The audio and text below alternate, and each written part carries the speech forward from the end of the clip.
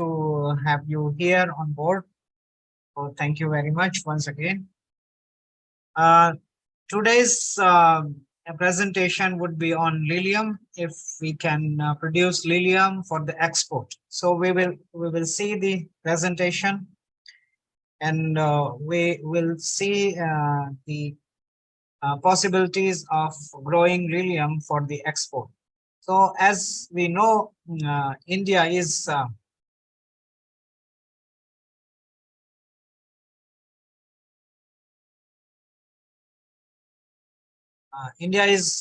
fast growing for agriculture, and also more than 120 countries are participating in growing the flowers worldwide, and you can see some of the countries are taking very good lead. If you say Netherlands, Israel, and Colombia, and also Kenya, Ecuador, they are upcoming states, countries in the floriculture. Your And if presentation we is not see, visible. Sorry to interrupt. Your presentation is not visible. is not visible. Yeah, it's not visible.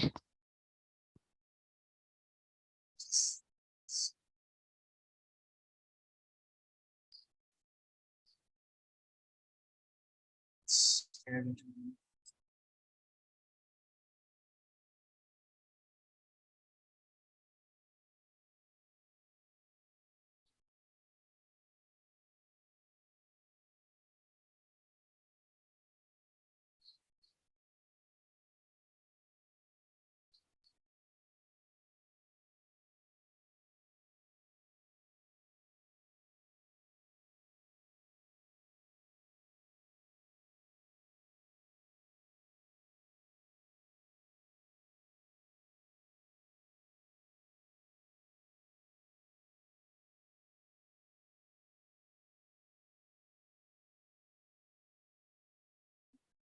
Yeah, now fine. is it fine now? Yeah, yeah.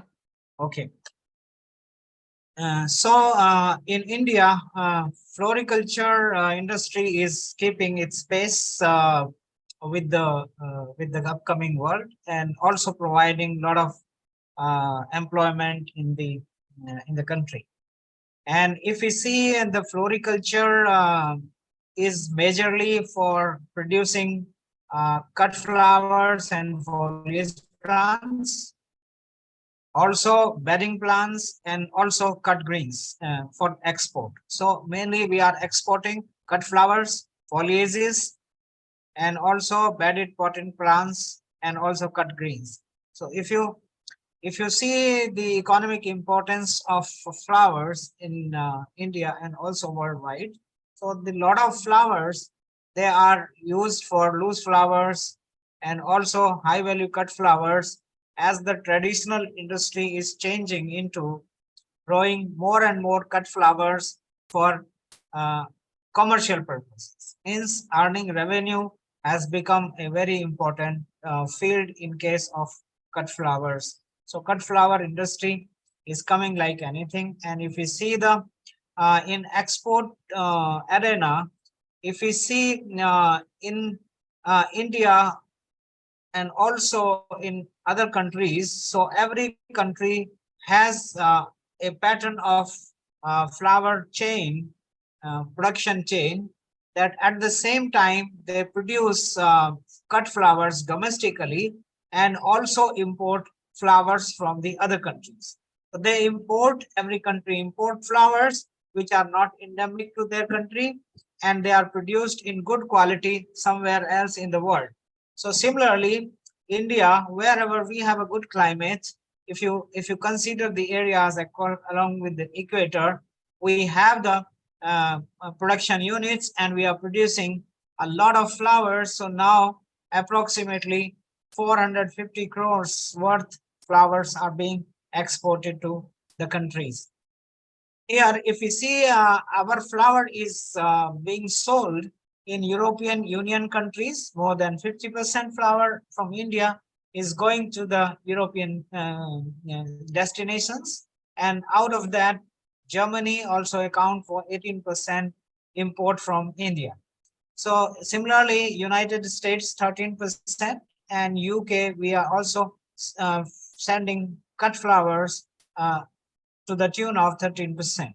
Then followed by France 10%, and also Netherlands, which is again exported back to other countries. Our 8.8% flour is also going to Netherlands, Dutch auction markets, and also Italy and Japan. A small quantity of flowers are being exported from country. So if you see accounts including Germany and also other European nations, we export up to 70% flour and flour products. So if we see as today, the India's floriculture industry, which is growing at a very fast pace, and now the traditional floriculture is taking into the commercial flowering business.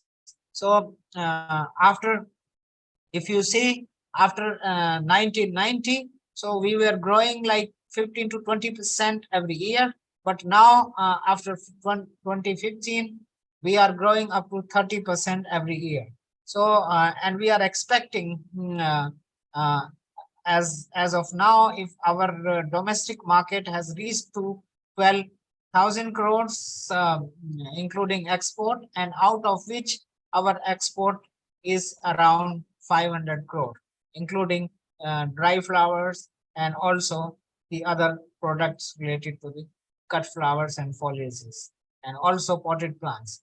So floriculture in India has reached up to more than 2 lakh hectare in the production, and the production is over uh, over 1 lakh 50,000 million tons in case of loose flowers, and also the number of cut flowers has gone more than 8,000 million cut flowers in number.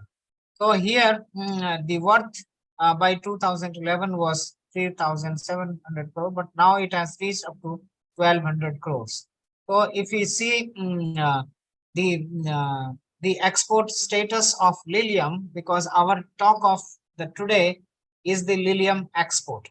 So if we see the recent data of the Lilium exports, so India is sending its produce almost to more than 70 countries, but it is indirectly reaching to more than 250 countries in the world.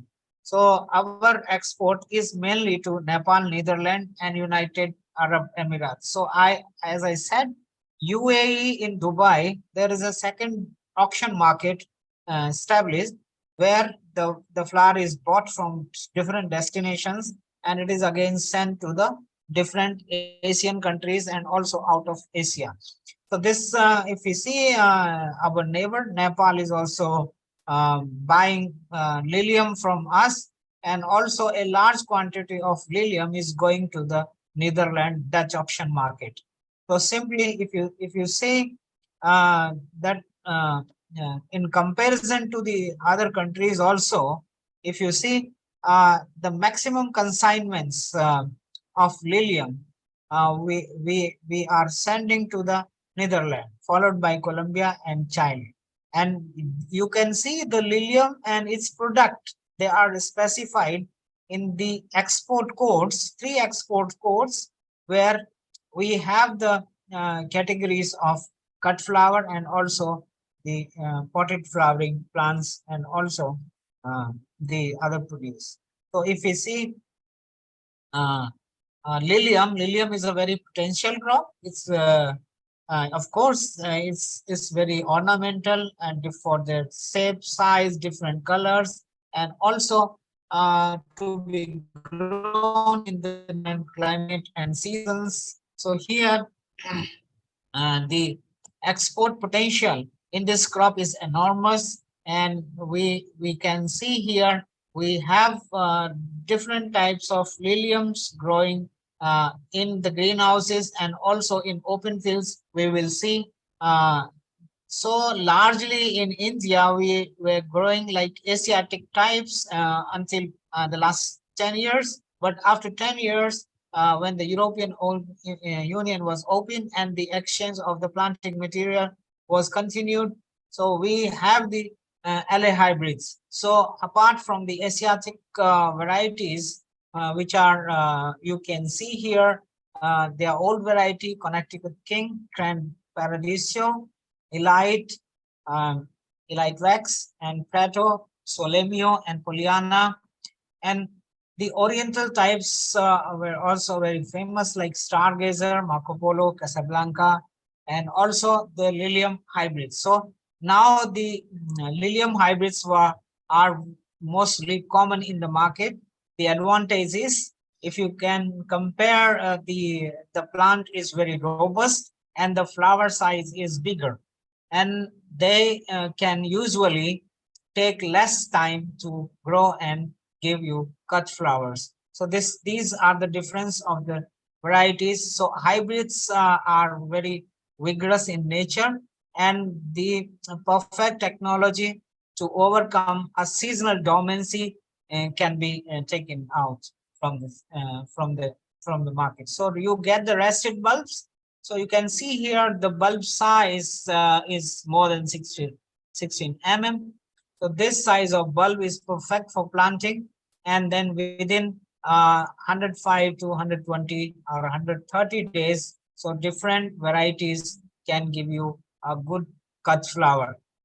As the seed production is concerned, so the seed production is normally taken in the hygienic areas and can be separated and also treated against several soil-borne fungal infections, and where the sorting machine can be used to grade them, and also the soilless and soil farming can be done. This is an advantage because your soil is not disinfected with the inoculum every time you plant the bulbs, and you can take the trays as such out, and you can take a crop in the tray itself. So this is normally a practice, and this because of sanitation and the plant quarantine measures. So this is very essential and mandatory to grow in a disinfectant medium. It's always better to grow in the media for the export requirements. If you grow in the soil, then the care should be taken that the inoculum should not go in the export consignment.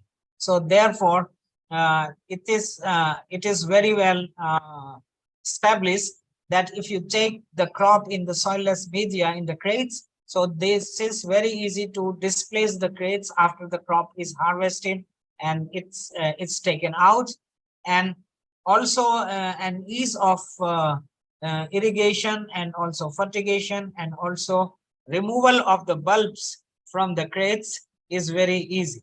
So you don't have to exercise for uprooting. So you can place the trays itself in the cold temperature so that the seasoning of the bulbs can be done over time and dormancy can be recovered from this.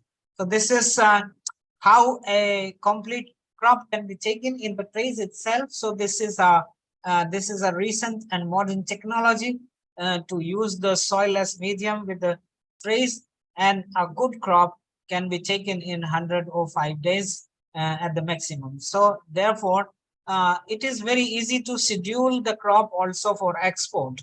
And because for export, we need to produce a large quantity with good cut stems, and also as good as possible the best quality cut flowers. So here you can see the production system. If we can do in India, in NCR, there are a lot many greenhouses where one crop is easily taken in the soil medium. But every time, if you use the new soil, new site is good, or you cycle two crops in between for another 2 years, and third year, after 2 years, in the very third year, you can take a fresh crop of Lilium. So this is a very diminutive crop in the naturally ventilated polyhouse. So the time frame to grow Lilium for export is October.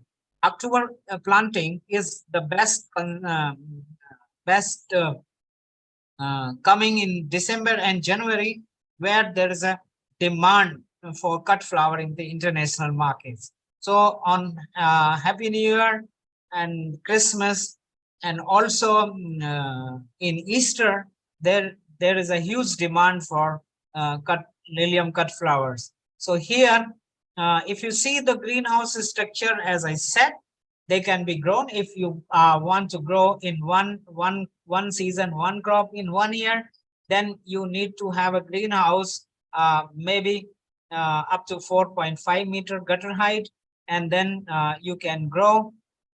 If the temperature is very high, then you can cool the greenhouse. If it is low, then you can heat the greenhouse.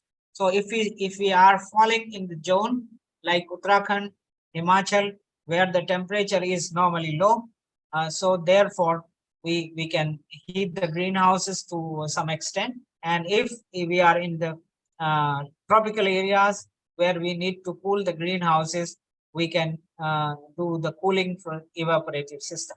At the same time, the requirement of CO2, if it is not in the tropical and subtropical zone, then by burning charcoal, CO2 can be replaced or can be enriched in the same polyhouse or greenhouse. And also, if you have a less light available, then an additional lighting of 4 hours per day for 30 days can be given in the initial stage of growth.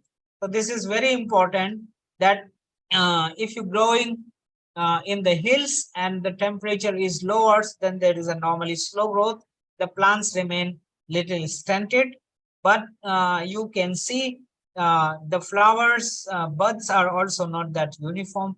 So the care should be taken. If the plants, they get uniform lighting. So if a particular farmer is placed in the hills, the slopy land, then this slope should be exposed to the maximum light available. And also a shade curtaining can be done, so that this area retain the warmthness, and also it can conserve the temperature to large extent, and a stable sunshine can be received by the crop. So these are small points where the farmers are growing in the hills, in a larger area, but in the open field, because you don't need a greenhouse or polyhouse in these areas. So you have to be very precautious that when you plant the varieties in a climate which is much suitable for producing Lilium,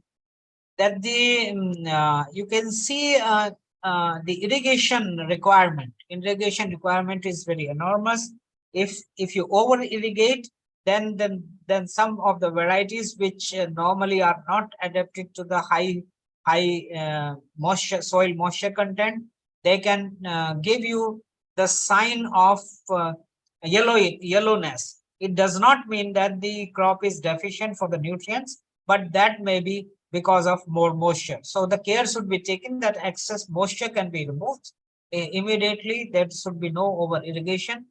And at the same time, if you have deficiency symptoms, you can recorrect by spraying the nutritional doses. So at the same time, this crop is very important for having the high moisture regime. So high moisture regime does not mean more than 85%, but because the leaf area is so high, so all leaf, if they are not stressed, then they will give you a good cut flower and the freshness. So 80 to 85% humidity should be maintained in the greenhouses or in the area which is growing. So normally flooding a small water in between the beds can the humidity can be increased, or if small fogging can be done in the times when there is a perfect sunshine and little higher temperature, so that before evening a crop becomes dry and you do not have any chances of powdery and downy mildew. So this is about the light, humidity, and also now we come to the forcing of bulbs.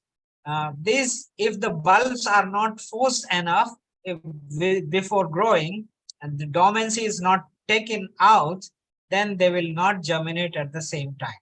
So a heap can be done in the cold for 8 weeks or like 2 months, then the dormancy is over. So and then this at 16 to 21 degree centigrade temperature. So if the 16 degree centigrade temperature is in the night and 21 degree centigrade is crossing in the day, then this is the perfect time for the transplanting the bulbs for. So here, as I said, you can grow a good quality Lilium in soil, but the pH value of that soil should not go beyond 7. So if it is 6.5, then it's very perfect, or less than this, and the soil is aerated, light soil, and it gives you a very good medium to grow. So EC also should not exceed 1.5.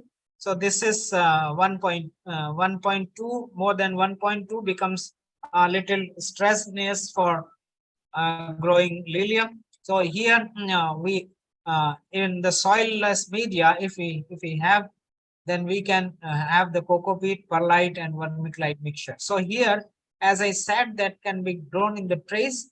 The trays, if you take the mixture of cocoa peat, perlite, and vermiculite, where 4:1:1 ratio or 5:1:1 ratio for growing Lilium can be followed. So approximately 19 kg of soilless media can be spread in 1 square meter crates or trays, soilless polythene trays, double layer trays, and the planting can be done at 4 to 5 inches. So as I said, that a lot of people are growing in open fields in case of hills or mild hills, where the in the middle of the day the sunshine or sun temperature is high. So spreading a 40% shading net is an ideal, both ways, to increase the stem length and also to have the good quality leaves along with the cut flower. So this is very good for. So as I said, the planting depth is very important. So in case of soil, 5 to 6 inch planting depth can be kept, and similarly in growing media, at least 4 inch depth a bulb should be planted. So the reason is, when you plant a bulb, normally it produces the daughter bulb, and daughter bulb is produced on the top of the bulb. It's not down the bulb, it's top of the bulb. So normally, to give enough space to let the new bulb develop, so we need to plant at least 4 inch deep in the soilless media and 5 to 6 inch deep in the soil beds. So here, depending on the varieties, if we have LA hybrids, then our planting distance can be 16 to 18 centimeter, and where 36 bulbs can be accommodated in one square meter. And if we have the small size Asiatic bulbs, then we can plant 15 to 15 centimeter to accommodate 48 or 49 bulbs per square meter. So this is about the planting density and also irrigation. So if we see the irrigation, normally if it is not done by the drip irrigation system, so it's hardly to control, but care should be taken that there should not be flooding or there should not be too much dry of the fields. So continuous moisture can be maintained in the field itself. At the same time, if you are following the drip irrigation system, so normally if we say the per meter square water discharge can be around 6 to 8 liters in the summer, and or higher temperature timings, or if you have the less temperature, then 4 to 5 liter per square meter irrigation can be done to use the irrigation system. So here you can see a viable crop can be planted even in the floods, but the care should be taken that the accumulation of water at different zones cannot be taken. So now coming to the harvesting of cut flowers. So if you have to harvest the flowers, so slightly the petals, they starts unfolding and you can harvest them. And if you have time to transport them, then you can put in the cold storage in the tight bud stage. And when they start opening, then you can put into the sleeves, and along with the sleeves, that can be transported to the destination of market. Or for export, if it is a tight bud or swollen at the swollen stage, that is swelling a bit just to open. So normally in the European lilies, we harvest at the tight stage when they start swelling. And in Asiatic types, when the flower opens and so its color, then if they need to be harvesting for exporting. So now if we say the fertigation, like now this is modern irrigation first system, where we give NPK 2 gram per liter in irrigation media. Otherwise, to supplement the nitrogen and calcium, potassium nitrate can still be taken with the uh, with the concentration of the other nutrients. And these parameters are very important at all the stages where we give fertigation, different fertigation for vegetative growth, then for flowering, and also in the post flowering stage. So in post flowering stage, the phosphorus and potassium is very important. And in the earlier stage of growth, nitrogen is very much important. So here we can see the mixture of fertilizer can be supplied in the every drop of water in the soilless media, whether they are grown in the trays or where they are grown in the soil beds. So here, as I said, the harvesting should be done, leaving at least 10 to 15 centimeter at the ground, above the ground. That and at least 4 to 5 pairs of leaves are intact, then these plants will still remain fresh and alive for next 35 to 40 days. Because to get the bulbs, good quality bulbs, after seasoning of 40 to 45 days, we need to retain them in the field, and also at the same time to supply the irrigation uh, properly. After the harvesting of cut flowers, as I said, they can be bunched and they can be stored at 2 to 4 degrees centigrade temperature. And if uh, some energy source or preservatives can be used to retain the quality for longer time until they are put into the transport. So that care should be taken after the harvesting. So as I said, that the flower should not be open before harvesting. So it should be tight and swelling bud stage. And after harvesting, as I said, this takes almost 3 to 4 days to the auction market. So our auction market is a very distant, at least one night distance is there. Either you send your flowers to the Dubai auction market, or to Netherlands, or to any other country. And when it goes to the auction, it takes another 12 to 16 hours to go to the distribution chain, supply chain. So here you can see the how plants and the flowers, they come in auction center, and people, they look at the screen, the information of the cut flowers, they go on the screen in the auction, and those the buyers, and you can see in the panel, it is showing the grade, the quality, and also the price. If somebody wants to buy at the same price which is being quoted here, so they can click and buy the quantity as desired, because the every customer panel is equipped with the quantity, rates, and also the code for buying the cut flowers. So this is how the auction is held in the auction market. And you can buy even online, sitting in any country at the same time.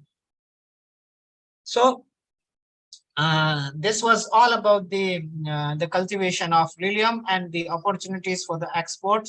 So as on today, Lilium is a highly priced cut flower. So if we see the domestic markets, so normally on an average 80 to 110 on an average price for one cut flower. But if you go to the European destination or international markets, so if you say one flower is being sold for €3.5. So €3.5 is approximately 260 rupees for one cut stem. So if you can imagine that 10 to 15% or 20% cost is involved in the export process, then still you have 100 to 150 rupees margin, the profit margin in the Lilium cut flower. So it is highly priced, and also it's a premium cut flower in the international market. So this is all about the export opportunities for the producing Lilium cut flower in India. And also as we are growing up, so normally our domestic market is also catching its a large quantity consumed in the various types of celebrations like marriages, festivals, and also the national holidays, and also the national events. So yeah, and also the various events in the country. So thank you very much.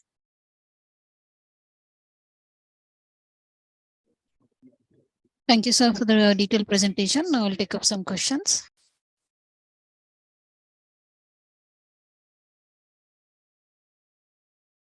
Yes, ma'am.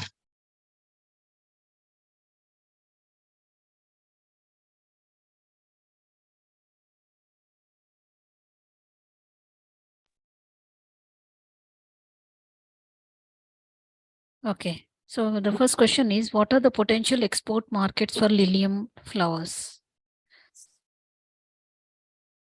Yeah, if we say if we see the scenario these days, so our neighboring countries they do have a big demand for cut flowers like lily. Like Nepal is one destination. Also, earlier Sri Lanka was one destination for our cut flowers, and also now the Bangladesh is also emerging for our cut flowers, Lilium cut flowers.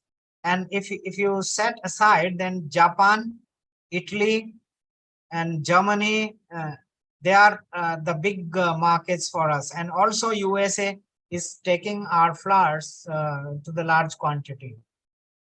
So if we include Netherlands, Germany, Italy, and others, so 70% Lilium cut flowers are being sent to the Europe.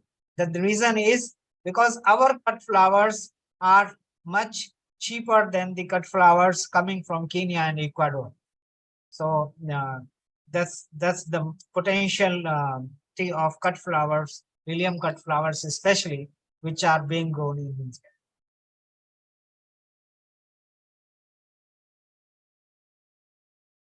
Okay. Next. Yeah. Are there any specific quality requirements or certifications needed to export Lilium flowers? Yes, we need to uh, take a permit, export permit, and also PEQ certificate, phytosanitary certificate from the government of India to export the cut flowers. Okay. And how can farmers and agri entrepreneurs tap into the export opportunities for Lilium flowers? Yes, it's two ways. It's because we have an agency called APIDA. APIDA is also coordinating the export of cut flowers from India.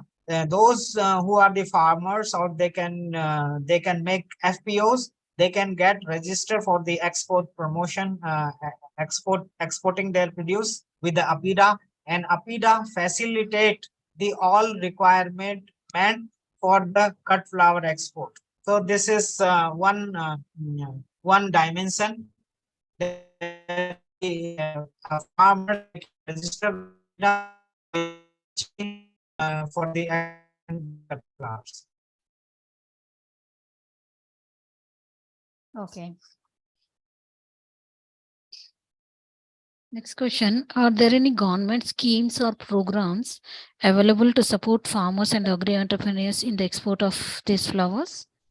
Yes, this is very important that if an entrepreneur is applying an MSME scheme for a startup, they can also take benefit of from the MSME. And also NHB is having schemes to sponsor the farmers for subsidy. And also MIDH program is Mission Horticulture, Mission Development Horticulture program is also for farmers to facilitate subsidy and also to facilitate the technology become as technology partner. So these are already available schemes for the farmers to become entrepreneur and also to for entrepreneurs to make a startup for export business of cut flowers. Okay. Then what are the key challenges or obstacles faced in exporting these flowers? Yeah, key challenges are that the farmers need to produce a uniform stage of cut flowers, and especially the large quantity is required. So normally it is not possible for one or two farmers. If they can collaborate consignment, then it's very good. To have one consignment by a single and small businessman or business farmer is not possible. And also to maintain the quality and grades according to the international standards, these are also challenging task for a person to start the export oriented unit. Okay. And can you provide insights into the pricing and profitability of exporting Lilium flowers?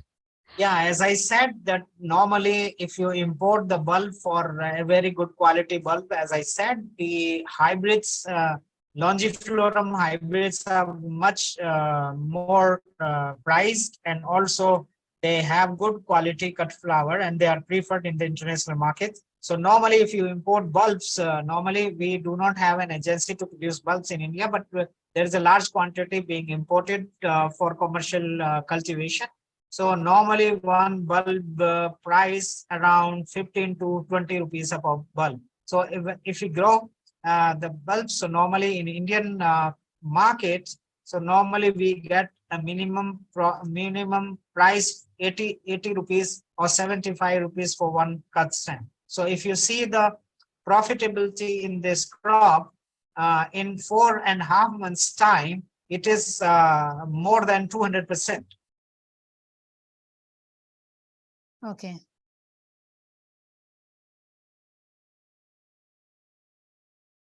Okay.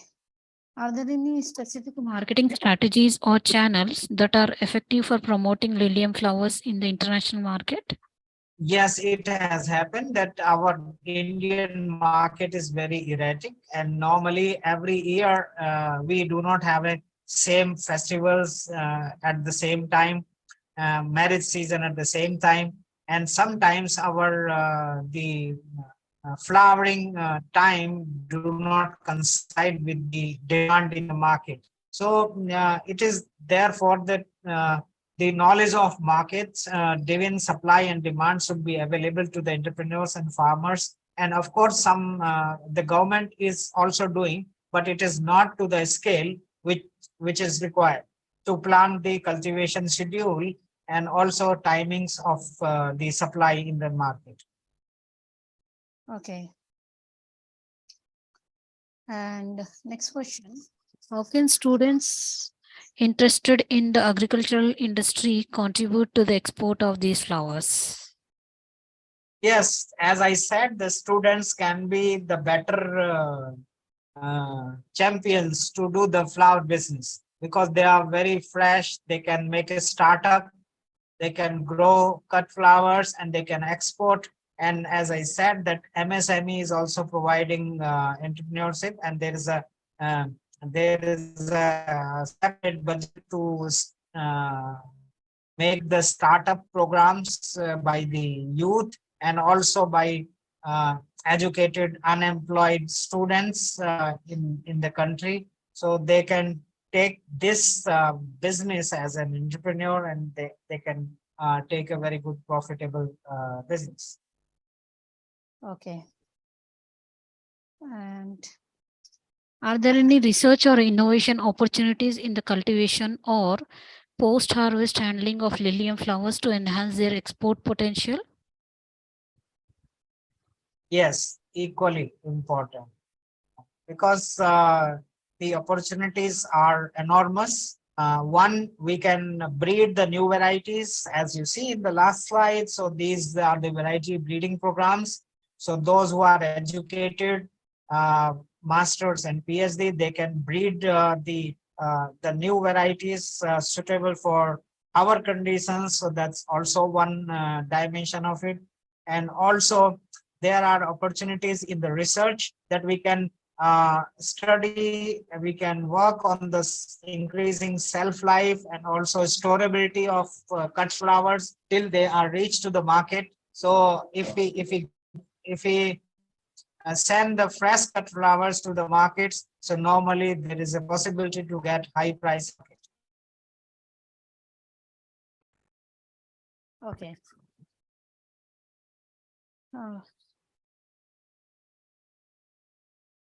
Yes, ma'am. Okay, sir. I don't see any more questions from our participants. So now we have come to end of question round.